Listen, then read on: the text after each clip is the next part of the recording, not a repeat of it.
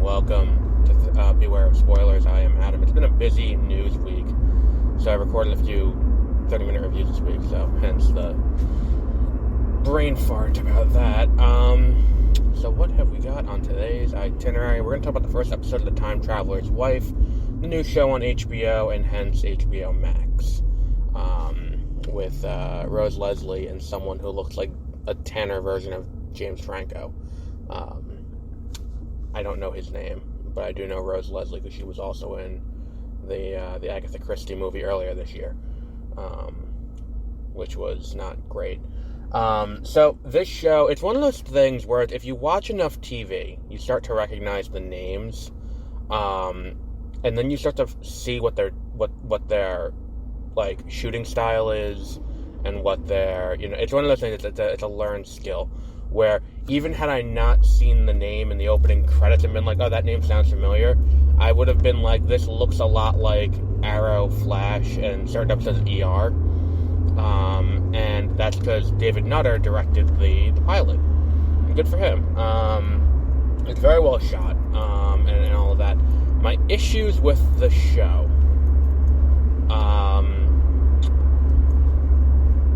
I feel like... Here's the thing. They brought in someone who had a divisive run on a certain other time-traveling TV show. Why am I fucking around? Stephen Moffat is an executive producer and developer on the show, and if you know me, you know I didn't particularly care for most of his run, to the point where I kind of dropped off for Capaldi, even though I did really like that casting, and the few episodes I did watch, I liked. I saw someone on Tumblr back at the time, this is way back in like 2014, 2015, when, Matt Smith was still in the role. I remember someone saying, like, Stephen Moffat's really great at writing moments, and he has these really cool moments, and these moments will really shine through and be really awesome. But the problem is the connective tissue from moment to moment is often very weak. And I think that's probably the best way. I remember that has stuck with me now almost 10 years later. And I think it's a very astute way of putting what his problem is as a writer. He gets these ideas of like, okay, so like here are the big things that are going to happen. Bim, bum, bum, bum, bum. And then each of these things is going to happen in a certain way, and we're going to, move on from there. And then the things that happen that get from moment to moment oftentimes are not unclear, but not entirely in jive with what's going on in the show, or what's going on with the other characters, or in the best interest of the character arcs, or things like that. And you can see his fingerprints on this show a little bit. You can see his sensibility. I think if I had one complaint about the show, and I don't know if this is a complaint that also works for the Rachel McAdams movie that I have not seen, or the book that I have not read, the issue I have is that both the characters sound like MFA students and have the same quirky sensibilities, and the same kind of speech patterns. And it's one of those things where it's like, okay, it's very obviously based on a romance novel. Like, you can tell that when you watch it, and you see them being based on the book The Time Traveler's Wife. But like, you can tell while you're watching it that it is very obviously a romance novel that it's based on. And then there's also the thing of like, they have that Joss Whedon snappy, dialogue where it's like boom, boom, boom, boom, very quick, very, like rapid fire almost, discussion about, like, whatever it is, and they go back and forth, back and forth, back and forth with this dry sarcasm and wit. And it's one of those things where it's like, I don't know if I need that as much as I'm getting it in television. I don't think that that's something that necessarily needs to happen as often as it is. It's one of those things I wish that they didn't do that. Because I feel like that it's a miss in terms of getting it done and making the show entertaining for a larger audience beyond just the watching, based on the book. And I think that that's kind of something that needs to... It's weird, because when we talk about, science fiction and comic book movies and things like that, we always talk about expanding the base. We don't want to just adhere to the comic book audience. We don't want to just talk to the people who are already in the bag for this nonsense. We want to, get everyone. We want audiences beyond those who are familiar with the source material. Look at, the TV show for The Flash. We're not just targeting people who read the Flash comic. We're not just targeting people who, enjoyed Green Arrow year one when they launched Arrow. They weren't, and that's, there were a lot of complaints about, oh, it's too soap opera, oh, it's too much of this, oh, it's too much of this. And I think that, to say that, even for something like this, they should be trying to reach out into another audience, that feels kind of, I feel silly saying it, but at the same time, I feel like, the tropes they're leaning into, fuck off, progressive, the tropes they're leaning into work for the audience that they have, but I don't know how well that translates to a new audience. I know a lot of it isn't quite, on that front isn't jiving with me. The science fiction fantasy aspect of the guy who, travels through time randomly, I feel like it's not something, I'm happy they didn't do a, laying the story plumbing kind of thing, the infrastructure to, here's all the ins and outs of how time travel works, and they're going to kind of slow burn that. But at the same time, I feel like there's a little more that I would need to make it comprehensible to an extent. The idea is he travels to random points in her life and meets her. And it's too much of the show is me trying to figure out, but wait, how does that work? And it's and it's not semantic things okay, well, how does he travel back in time and leave his clothes behind? And if I got to see this guy's asshole one more time, I swear to God, I'm that I think is the biggest thing for this show, is I am way too familiar with this gentleman's asshole at the end of this show. I'm sorry. And I think that part of the problem is when I watch, that's not part of the problem, I mean, the issue is when I watch this show, I'm not focusing on the relationship. I'm trying to figure out, okay, so he has been through all of these days where he's met her, so he has all the dates he's gonna meet her, and it's just it's weird how it works. And then there's his impending grisly death is also something that is, kind of running through the episode, because it's there is the appearance of his, the first thing we see is he's in his, he's in his bathroom, and his bathroom is just filled with blood. There's just blood fucking everywhere. It's like he went swimming in a swimming pool of blood. There's so much blood on everything. And you're oh, maybe he's, maybe that's weird. Maybe he's also going insane as this is happening.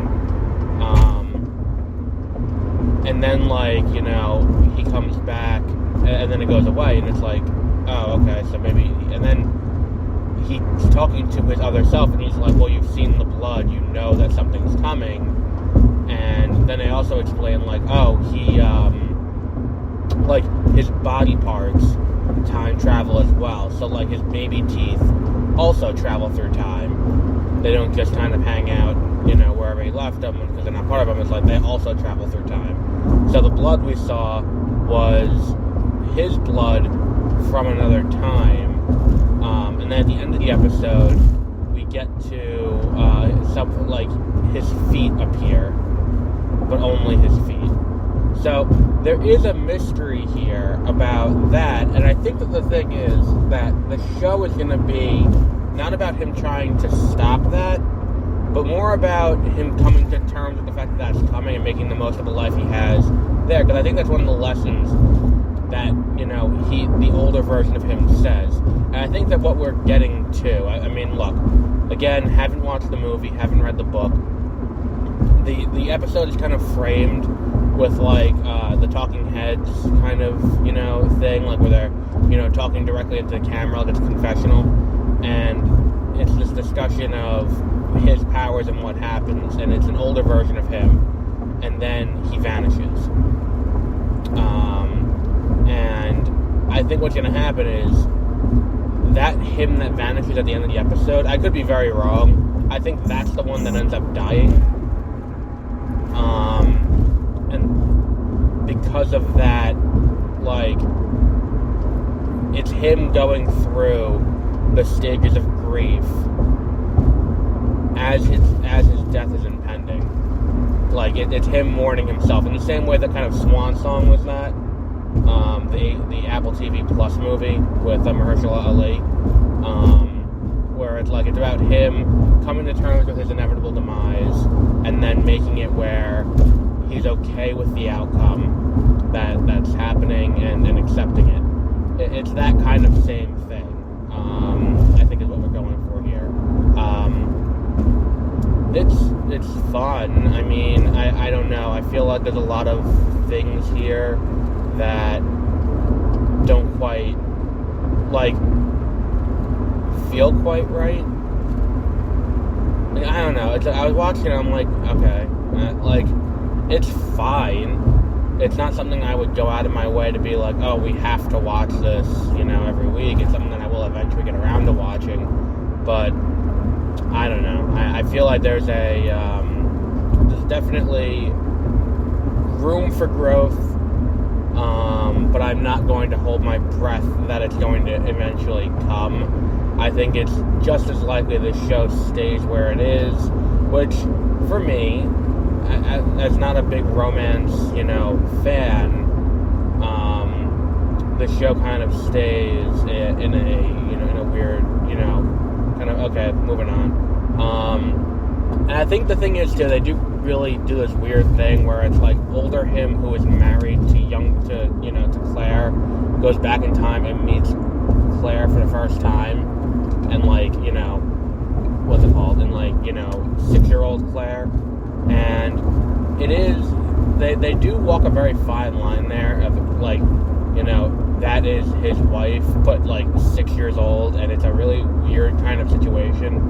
And it never quite feels creepy, which is good, I guess, but there was definitely a potential for that to happen there. So I feel like that's something else that's working in the show's favor, is that they're taking these high concepts that have the potential to be really weird and putting them into a way that kind of works, for lack of a better word. So I think that's it for the Time Traveler's Wife. I mean, I don't really have too much more to say. It's a pretty straightforward pilot, and one of the things I like about this Prestige TV beginning is that as Prestige TV comes about, we're seeing less and less pilot where they're here to pitch you on a show. I mean, DMZ was kind of the exception to this, but usually the pilot isn't designed to pitch you on a show. The pilot is designed to to get you in and be okay, so this is, you're going to keep watching past this point because here's the narrative we're going with, not here's what we're going to be doing every week, and then get ready, and then we're going to enjoy it, and hopefully people continue to watch it and get more. I feel like there's definitely, potential here. That's I think the best thing I could say after a pilot is that not every pilot is the Cheers pilot, which is by and large the single greatest, it's the best TV pilot ever, I think, is the pilot for Cheers. And not every TV show is going to be that, and I understand that, but, this one is, I'm not saying it's close to being as good as the Cheers pilot. I don't think it's anywhere near that. I think that for a pilot, it does what it needs to do, which is set the story in motion, gets you invested in the characters, and really kind of drives home what the overarching plot of the show is going to be over the course of the entire run of the show, without being this is the, without really getting into weird territory of there's a smoke monster on the island. it is one of those things that, like, it has the potential to work very well. So yeah. Now I'm annoyed about Lost. I don't know why I mentioned Lost. So we'll wrap up there for today. Do you ever watch something in someone's filmography and it just kind of ruins everything else they ever do? To the point where it's like you then retroactively go back and you're like, well, Lost wasn't that good. I don't know. What else was there? I think that's it for that. Tonight we are seeing Him, Alex Garland's latest movie. Alex Garland of Ex Machina fame and what's the other one? Annihilation. He is stepping into the realm of horror with a nice short, 40-minute long horror movie. So that'll be fun. I have the theater to myself as of right now, which is another thing that I greatly appreciate. There's nothing I love more than buying a ticket for a movie and being the only one in the theater, and then as it gets closer and closer, you see that no one else has bought theater tickets in the same theater, and you're like, oh, I may get an entire theater myself, which is great, because I don't like horror movies. But, you know, we'll suffer through this. And then, I was going to do Downton Abbey on Wednesday, because I had an advanced screening, and it was included. Son of a bitch with these fucking trains.